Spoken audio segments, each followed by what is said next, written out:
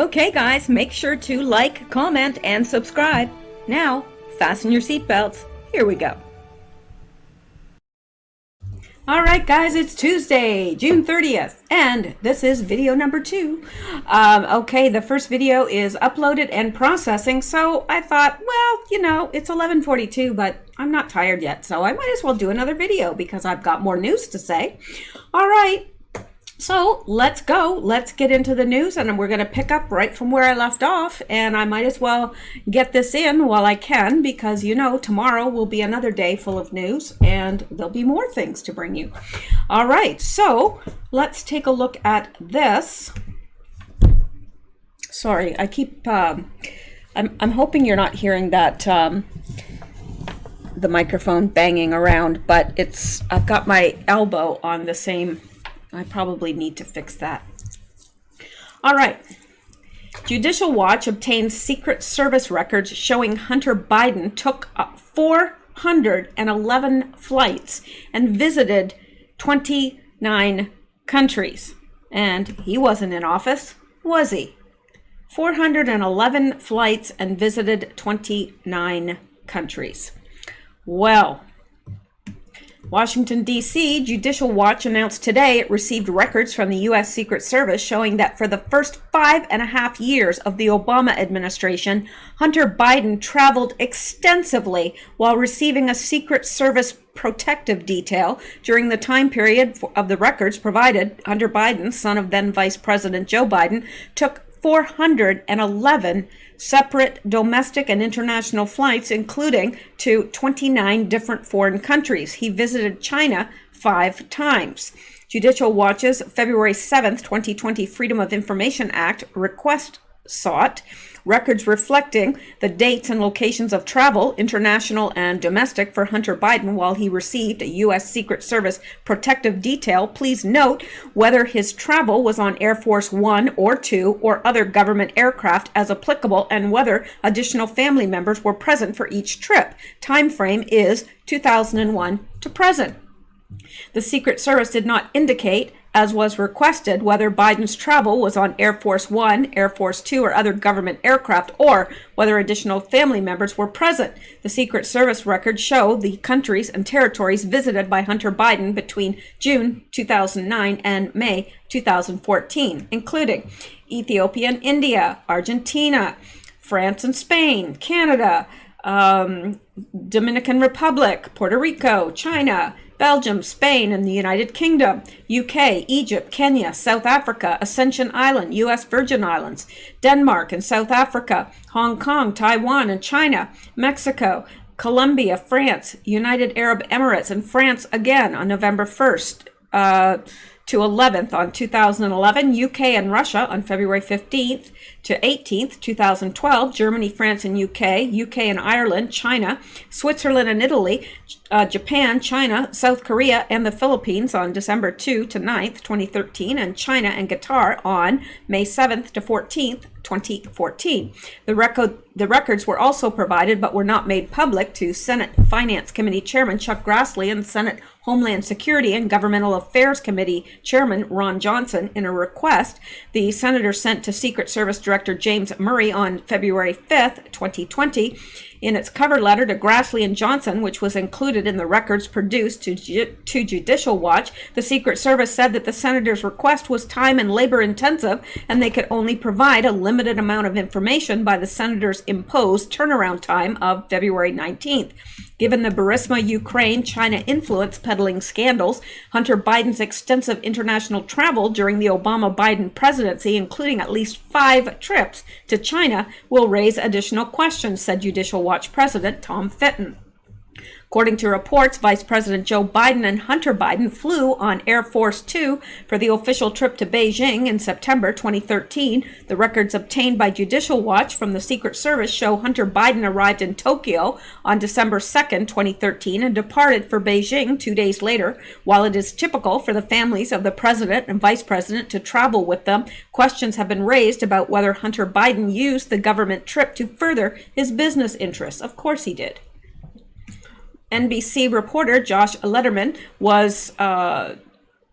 who was one of the 4 Reporters on the December 2013 trip noted in an October 2, 2019 report that what wasn't known then was that he had accompanied his father to China. Hunter Biden was forming a Chinese private equity fund that associates said at the time was planning to raise big money, including from China.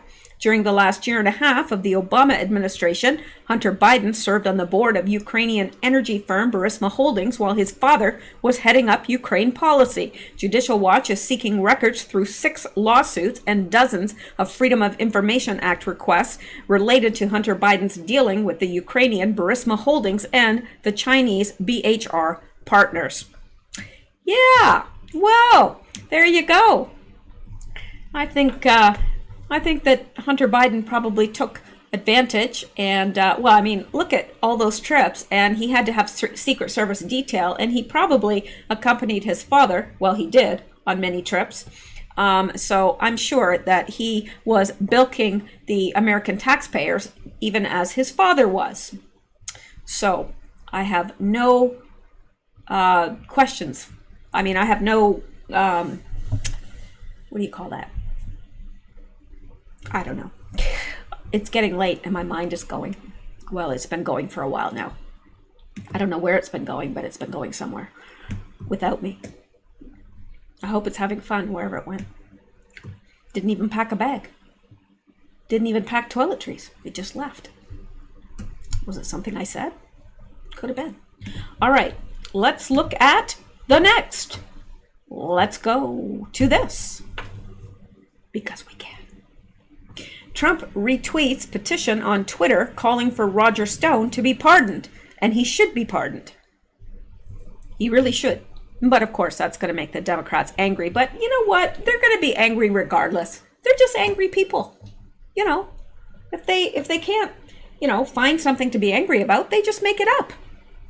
They're just going to be angry. They're angry. President Donald Trump just made an extremely strong signal that he intends to pardon Roger Stone. Trump shared a petition on Twitter calling for Stone, who was a brief campaign official caught up in the Russia investigation, to be pardoned, and he should be. Stone is scheduled to serve 40 months in prison after being convicted last year on charges of obstruction of justice, false statements, and witness tampering, which all stemmed from Robert Mueller's Russia probe, Fox News reported. Trump retweeted a post about a growing petition to urge the president to give Stone a full and unconditional pardon. It's time to pardon Roger Stone, Trump's tweet read. Excuse me.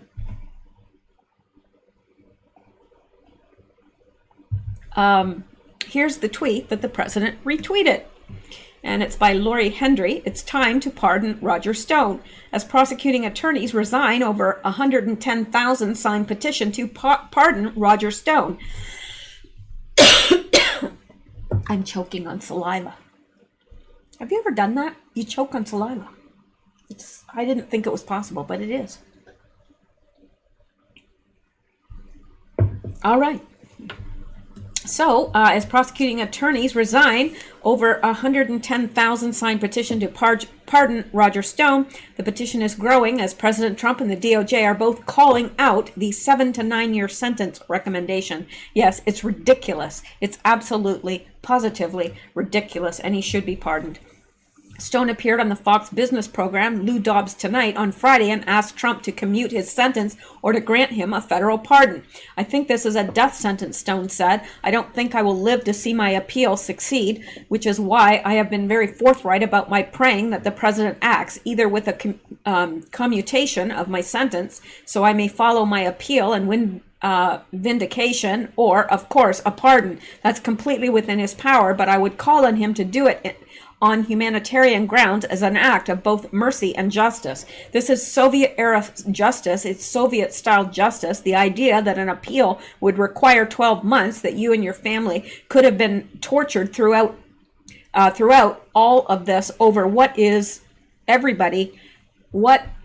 everyone acknowledges an absolute ridiculous charge, Dobbs said, responding to Stone's claim that it could take a year for him to be exonerated in a new trial. I don't know where that coughing's coming from. Well, it's all coming from my lungs, I guess. I don't know. But Anyway, Soviet-style Justice Roger Stone calls the charges against him fabricated and pleads for a pardon or commuted sentence, and it should be. I think it's absolutely horrific what they've done to him. Beyond that, this is the first time that Trump has stood up for Stone. Just a few months ago, Trump confirmed that he believed the FBI illegally targeted Stone because he worked in Trump's administration. The president took to Twitter to slam the FBI for going after Stone, saying that it will go down as the greatest political crime in history. On Twitter, Trump also responded to a tweet from Charlie Kirk, the founder and head of TPUSA, a conservative movement for college students. Never forget, Roger Stone will serve more time in prison than 99% of these rioters destroying America, all because he supports Donald Trump. This isn't justice. Return tweet for a full pardon of Roger Stone. You know what? I'm going to pause because I'm going to pause and I'm going to get a throat lozenge. I'll be back. Okay, I'm back. And I had two of these lovely little things. They're Fisherman Friends, and these are lemon Fisherman Friends. They work. Well, let's hope they work. We'll know in a few minutes. If I keep coughing, then I guess they didn't work so well. Okay, let's go back now because, and pick up from where we left off. Let's go to this. Okay. 2 shot, 1 killed in Chop, Seattle. Whatever happened to closing it down and returning citizens' property and city to them? 4th shooting in 9 days. Democrats in action, a breakdown in law and order. This is outrageous anarchy, and if not dealt with, can come to your city. Yes, and that is their intention. So let's okay, got to make it bigger for you tiny phone people. I love me my tiny phone people now. Right now, Seattle police crime scene investigators just arrived on scene and they're collecting evidence here. You can see they have that white Jeep that was involved in the shooting up on a tow truck, ready to bring it away from the crime scene. That was the 16-year-old that was murdered and the 14-year-old that is in critical condition. That's the vehicle that they were in. Here, and they did tell the protesters here that as soon as they are done collecting evidence, they will be out of the Chop area. They will not keep officers or their vehicles here. Most of the information that we got about the shooting last night came from live streams from people that were within Chop. One of the main ones there is from Converge Media. Protesters from Chop say this white Jeep drove through Cal Anderson Park and toward one of the barricades, and at some point shots were fired. Omari Salisbury with Converge Media reports that Chop security shot at the people in the Jeep as they were driving towards those barricades. People on scene say some of the protesters within Chop pulled 2 people with gunshot wounds out of that Jeep and rendered aid to them. But this wasn't the first report of gunfire of the night. At around 1:15, there were some loud bangs that went off at 11th and Olive. There was some confusion at first over whether it was fireworks or gunshots. They did later say that they believe that those were gunshots. And of course, this confirmed shooting happened at around 3 a.m. And here's a clip from from Converge Media's live stream just after the shooting, breaking down what they say happened. This vehicle right here was driving around the neighborhood and did a drive-by shooting and then came through and crashed through the barricade. That would be the southern barricade. Now they're trying to say that these 2 kids, 116, 114, did a drive-by shooting. I don't know if I believe that. They're probably saying that because they don't want to just say that they killed them for no reason at all. The one that borders Pike Street, when the vehicle came through and crashed through the barricade, the vehicle was met by force. And now you can see crime scene investigators are still here on scene collecting evidence. They did just moments ago take that white Jeep involved in the shooting away from the scene. You can see the remnants of what's left over. There's tire streaks, there's glass, there's still bandages, some medical supplies left over. And we're going to keep you updated. We're here for the next hour or so, keeping you guys updated on exactly what's going on here on scene. But as you can see, that car is now gone. Yeah, and I don't know if you saw the actual video of the shooting. It was very horrendous. I was horrified knowing that there were people in the car that were, they just kept shooting. Absolutely horrible. And especially because they were kids. All right. And I don't know if you may think that that's your cat that's meowing. It's not. It's Sammy. Sammy is thinking that I've spent quite enough time here and I need to be paying attention to him. And I will. I'll pay plenty of attention to him as soon as I'm done here. Those cats, I'm telling you, they have the best of everything. Attention, love, good food, a clean place to live, and a clean litter box. What more could they ask for? Nothing. Oh, and it's kitty treats too. So, all right, let's go back now. And all right, and this Twitch, Amazon's live streaming site, has temporarily banned a POTUS campaign account for violating its rules. They keep targeting Trump. Twitch suspends Trump's account for hateful conduct. Twitch, Amazon.com, Inc.'s live streaming site has temporarily banned President Donald Trump's account for violating its rules. Now, why don't they ever seem to, I mean, there's Touchy-Feely Joe that, you know, everything that, I mean, if it's young and it's female, he's going to have his hands all over it and sniffing its hair. And yet he doesn't get banned from anywhere. Neither do a lot of other people who have real hateful content. But it's to be expected. Okay, I think we've already covered this, that New York Police Department, that de Blasio has cut $1 billion. $1 billion. Yeah. I guess, you know, New York City is just so safe that they don't need that money for police. Or maybe not. All right, and this is absolutely horrifying as well. A man arrested for murdering 2 teens because they asked him how tall he was. Now, I did read this entire story, and basically, they were in a like a Quick Mart sort of place, and the teenage boys, because this man was 6'3", and they were commenting on how tall he was, and said, "Oh, I hope that I'm that tall when I grow up," and basically. That's all that was said. There was nothing derogatory, and the guy just pulled out a gun and shot them both dead. So isn't that lovely? For commenting on how tall he was. Not in a derogatory manner, because they were saying, "Oh, I hope that I'm that tall." They were just asking him, like, "How tall are you?" And for that, they lost their lives. Yep, that's right. Man arrested for murdering 2 teens because they asked him how tall he was. That's how cheap life is. Can you imagine? If you were the mother of those 2 teens, I don't know if they're from the same family or different families, I don't know, it doesn't matter. But if you were their mothers, if you were the mother of those two teens, whether one mother or 2, how would you feel knowing that your son died because he asked a stranger how tall he was? And this by Tim Dodson, and he is responding to this.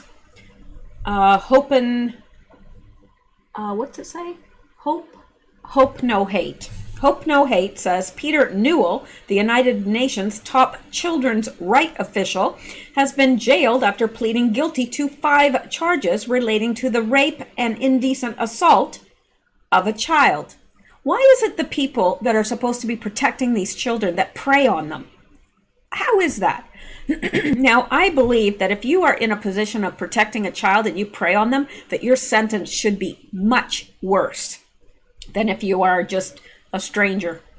Really, I do. Because that's got to be the worst.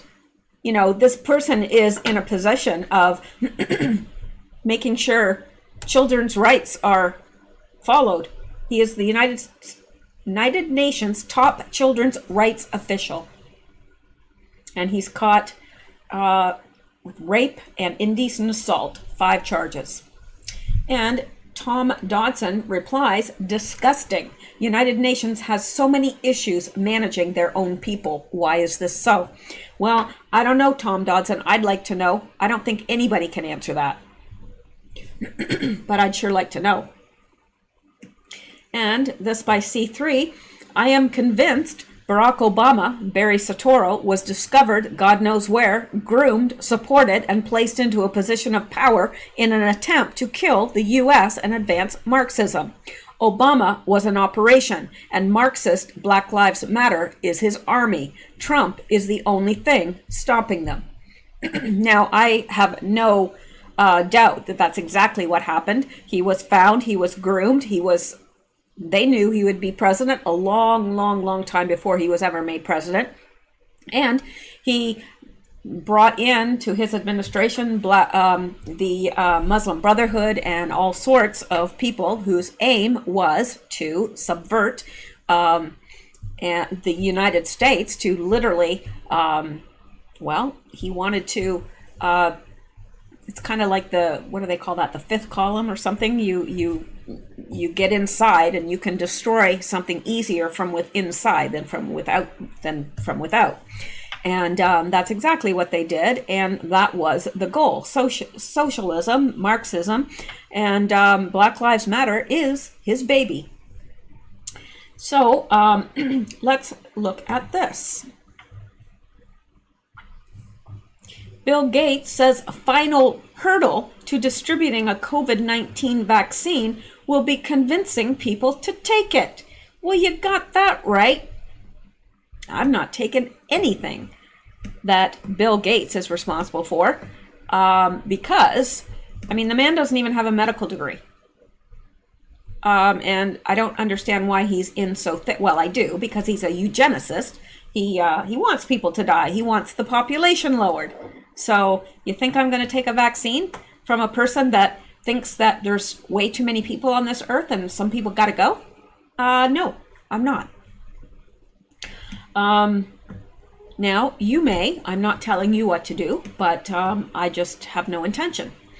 So, Microsoft billionaire Bill Gates lamented the U.S. is not even close to doing enough to fight the pandemic before warning that the vaccine he wants to inject into every human on the planet does require their consent first. Speaking to Anderson Cooper at CNN Town Hall on Thursday, Gates insisted the U.S. was experiencing a rebound in COVID-19 infections, even accounting for the increase in testing. That increase, the software tycoon reminded his interviewers, was accomplished by local governments in spite of, not because of, the White House.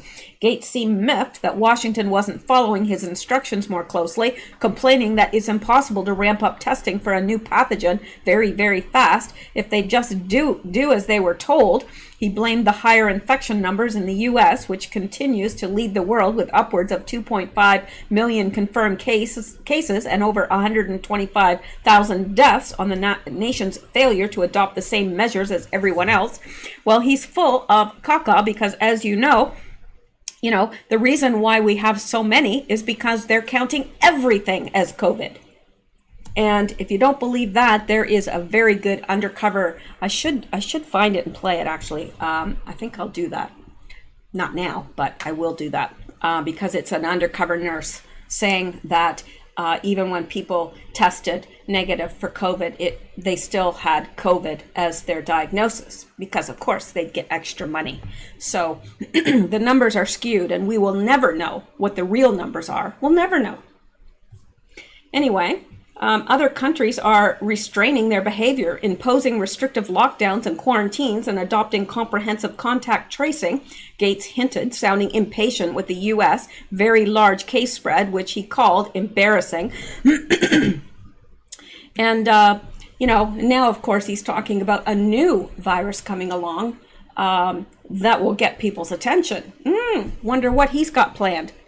Because, he's saying that because he knows it's coming and he's going to release it, or him or those of his ilk. Gates, who has repeatedly expressed a desire to inoculate the world's population with whatever vaccine emerges from the research laboratories he is funding, admitted the shot might be rolled out before it's working perfectly. It's possible the vaccine will be better at protecting you individually and not stop you from transmitting. It's not guaranteed that the vaccine will be a perfect transmission blocker. Boasting that the logistics in the U.S. are not an issue at all, Gates bragged that we can get this thing out there before acknowledging that you have a choice whether you take the vaccine or not. So there's that final hurdle. So they're going to probably scare the crap out of us so that we will take it. That's what they're going to do. They're going to bring along another virus. It'll be pig-based. I'm telling you right now, it will be. And I'm almost 100% sure it's going to be pig-based. And they're going to roll that out. They're going to scare the crap out of everybody so that they can vaccinate them. Because he's right. People aren't going to willingly take it. No, they're not. Not unless they're so scared. So they're already telling us what they have planned.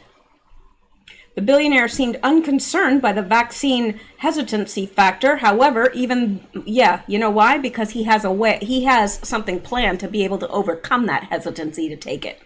However, even though over a third of Americans have professed some concern over the safety of a CV vaccine, citing the politicization of the issue, the rushed timetable, the less than stellar reputation of some of the individuals involved, and other issues, some 70 to 80% of the world's population will have to take the vaccine before anyone can hope to live a normal life again. Oh my gosh. These people, literally, it's getting to me. I can't imagine how people are this evil. They're telling us, oh, you'll never live a normal life till 70 to 80% of the population has that vaccine. The whole world's going to take it. Make Bill Gates even richer so he can fund all his liberal, things that he finances. And one of his biggest goals is to reduce the world population. Well, unbelievable. Anyway, some 70 to 80% of the world's population will have to take the vaccine before anyone can hope to live a normal life again, with people taking vacations, travel, and sporting events. Gates explained, implying they had no choice. Well, I have a choice, and so do you. And Bill Gates can shove it up his hinder parts, sideways. I'm sorry. Well, I could have said it in a much worse manner. I restrained myself. All right, let's go back to here and see what else we have. Now, I don't know what this is.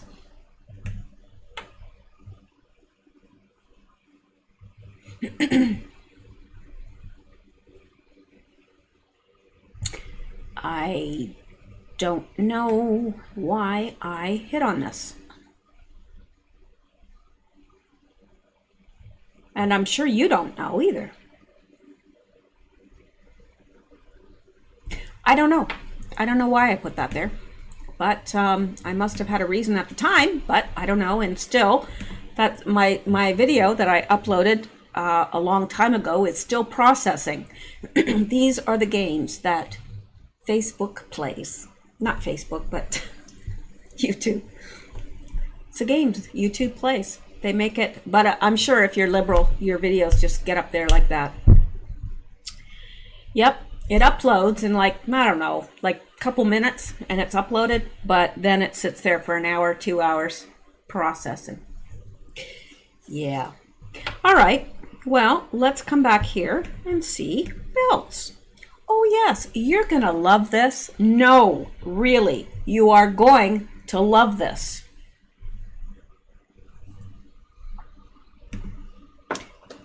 Because it's going to show you, it's going to prove that, everybody makes fun of Pelosi because she always sounds like she's drunk, probably because she is.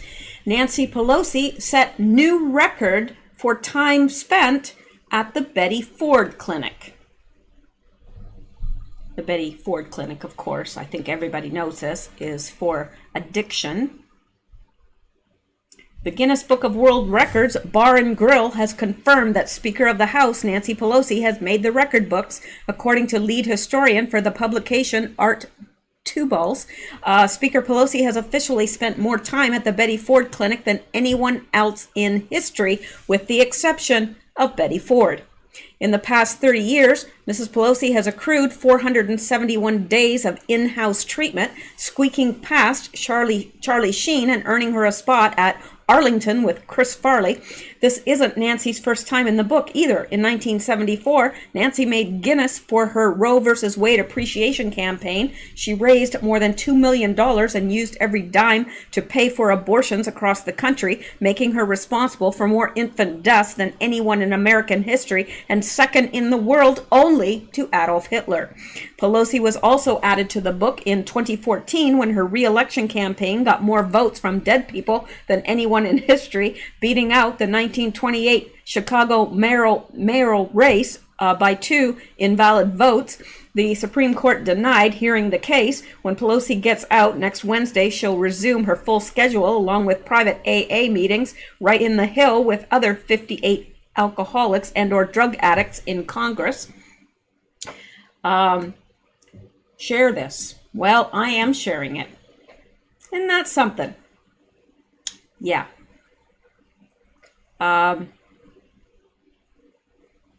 Oh, is this, you know what? This could be, I don't know if this is a, you know what? I think I might have been had. Because I look at some of the recent posts, and I mean, I read that because I would think, okay, well, you know, it's obvious she's got a drinking problem, so it wouldn't surprise me, but I don't know. Well, here it says Soros has a new plan to steal the 2020 election. Federal judge hands Megan Rapinoe and U.S. women's soccer huge loss. Okay, well, Michelle Obama slips up and admits she's a man. But this is the one that got me, and I got wondering, okay, is this site for real? CNN adds Greta Thunberg to expert panel on what it's like being black in America. That's surely got to be.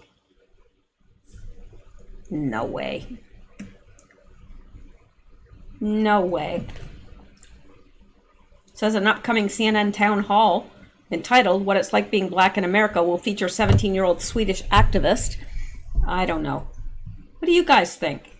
Is this like a, well, let's look at one more. Let's look at Michelle Obama slipped up and admits she's a man. I mean, not that we don't already know that. I mean, there's no woman in the world that has something that big flopping around in her pants, or anything flopping around in her pants at all. Michelle Obama had a rough night last night while campaigning for Joe Biden. First, she made the huge mistake of admitting that Hunter Biden was a stoolie for Burisma. Then she admitted that the Clinton Foundation was the driving force behind Epstein's murder. But that's not the biggest revelation from Michelle Obama. After being asked about right-wing conspiracy, she admitted that she is, in fact, a man. The people on the right are about as intelligent as the turkeys Barack pardoned in 2009. They're dense. They will believe anything anyone tells them as long as it plays to their biases. They believe Barack is a Kenyan and that Malia gets arrested all the time. They think an impeachment inquiry is a trial. They're really dumb. When it comes to me, they get really, really ignorant. They believe that just because I have an Adam's apple that I'm not a real woman. Yeah. It's not the Adam's apple. It's the thing in your pants. Sorry, Mike, but we can read through those lines. You just admitted that you have an Adam's apple. Everyone with a high school education knows that makes you male. They don't call it an Adam's apple for nothing. With this information, the American people can now demand that she and her husband are arrested for lying to them for 8 years. We, the people, can demand they be held accountable for their high crimes and misdemeanors. We will never back down from the truth. Okay, I don't know. I don't know if that's true. GNF News. I don't. Let's look this up. You know, it's late. I mean, it's not like I have to sleep or anything. GNF News. Okay, what's going on? Okay, where is it? GNF News. Well, I'm not seeing too much on GNF News. Uh-oh. There's something outside. I'm sorry. My cats are freaking out because there's something in the window, but I don't know what it is. It could be the fox. I'm hungry. I haven't taken him out chicken for a while, so he's probably like, give me chicken. Or maybe he's saying that those cats look tasty. That's probably what he's saying. Although I'm not worried because there's 2 panes of glass in between me and him, so I'm not worried. Now, if there was a bear out there, that might be different. Okay, so I don't know, but I'm suspicious that perhaps this is a satire site. I don't know. But if you guys know, let me know, because I don't want to be giving you the news like it's the news and it's a satire site. I mean, the thing is, it's so believable about Pelosi because, well, you know, we know she's full of spirits. You can take that any way you want. All right, and let's go back now and see what else we have. Yes, actually, this came from a listener, and they put this in the comments, and I just clipped it out because I thought it was very good. So, the masks are about control of the stupid. Masks block the release of CO2. CO2 is re-inhaled. The masks also block the much-needed O2 from entering the body. Lower levels of O2, which of course is oxygen, dumb down the brain, lowers lung function. This leads to lethargy. All this makes people easier to control, creates less fight in the person. No more masks. The masks also make it more difficult to identify criminal thugs. People can't tell the difference between a thug and a law-abiding citizen. Makes doing crimes easier. We need an executive order. If absolutely no mandatory mask, or being forced to wear masks in any situation, just put every citizen on, the drug, erythromycin and zinc for 2 months. After 1 week on the meds, open every business in the USA. Hey, I like the way she thinks. Give everybody that wants it the drug. I mean, it's got 98% success rate. I mean, if they're worried about going out in public and not having a mask on, yeah, it's better than vaccinating everyone. All right, and now this I found, I'm going to read this, okay? And then this is the last thing I'm going to read. I found this on a forum, and I don't know what to think about it, but I'm going to read it, and I will let you decide. Let me see here. I'm going to make this a little bigger, because I can. All right. So, I'm just going to read what they wrote, and I'm going to let you decide. I think it's interesting. And well, I always want to bring you stuff that's interesting. So, ladies and gentlemen, I do not post here often, and when I do, there's a damn good reason. Please read this post in its entirety as it contains critical information. This isn't a LARP or Uncle Intel. This is critical information that is being withheld from the public. Unless you have been living on a different planet, you should be fully aware that America is currently under attack. You have probably also read or overheard many reports of illegal fireworks and explosions that are currently taking place throughout many different U.S. cities. If you do a Google search for firework complaints, you will find countless articles posted just in the last week or so. Most of these news reports are local, since local news is far more likely to have boots on the ground and residents reporting an accurate assessment as to what is really going on. However, national media outlets are largely attempting to paint this uptick in fireworks activity as a sign of people being overly celebratory in preparation for the 4th of July. Any narratives stating that the massive firework activity is due to people celebrating is 100% false. In fact, it's dangerously false. Here are the facts, so please pay close attention. As a result of major 4th of July events being shut down and canceled due to the COVID-19 pandemic, an overwhelming surplus of fireworks have flooded the market. Several activist groups, including Antifa, Black Lives Matter, and Weather Underground, are exploiting this surplus and are bulk purchasing from suppliers in extremely high volumes. In many cases, these are highly dangerous professional-grade fireworks. The number of people within these groups must not be understated. They operate like terrorists and use clandestine clandestine communication strategies. There are many members of these in-groups in most major cities and have been there for several years. Yes, these are essentially domestic terror cells, and as you've likely guessed, this is indeed the year in which they have been instructed to carry out their master's dystopian agenda. This agenda begins with infiltrating any cities that have a higher population of blacks than the national average, which is around 13%. Any city with a black population higher than that is likely where operations are underway. What they are doing is delivering fireworks in bulk via moving trucks and vans. See several articles below. You may have remembered the pallets of bricks that were being dropped off at various locations. This is a similar strategy. Once these fireworks are delivered, they are then distributed to any black people who wish to set them off for their own entertainment under the guise of Juneteenth, continually all day and night in various cities. In some cases, Antifa, Black Lives Matter, Weather Underground, local leaders are actually paying black people in these areas to set them off, and the remaining fireworks are being set off by mainly white leaders of these groups. This may not be a shock, as you're likely aware that white Marxist radicals are the ones who have been frequently arrested for burning buildings, cars, etc. during these riots. Again, these are activist terrorists who have covertly infiltrated these predominantly black areas. So this answers the question of who is responsible for the huge number of firework complaints that have been circulating for a week or more. Please read on to learn the dark reason as to why they are doing this. The general strategy of using fireworks contains three primary objectives. The first objective is to test the response of local law enforcement. If fireworks are going off around the clock and residents are filing complaints, will police respond? How long does it take them to respond? How many officers? Do they even respond at all? This data is being recorded by these groups and will prove to be very valuable intel for what is to come. This is a very accurate barometer to test the waters.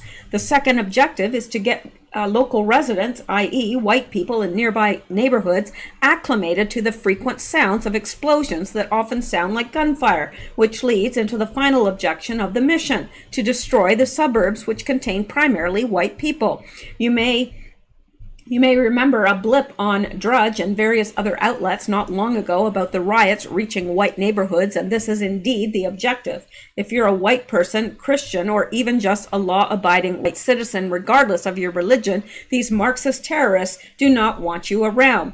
You're hated beyond comprehension. White culture and the foundation of white culture and the foundations of this great nation is in the process of being literally erased. This should be clear by now. However, I fear that tragically most white people in these ghettos and Section 8 housing and into the suburbs beginning on July 3rd and July 4th, folks, these groups will attempt to hijack one of this nation's greatest holidays and turn it into a dark day in hell. For years, they have been indoctrinating blacks into believing that they have a destiny and an obligation to destroy white culture.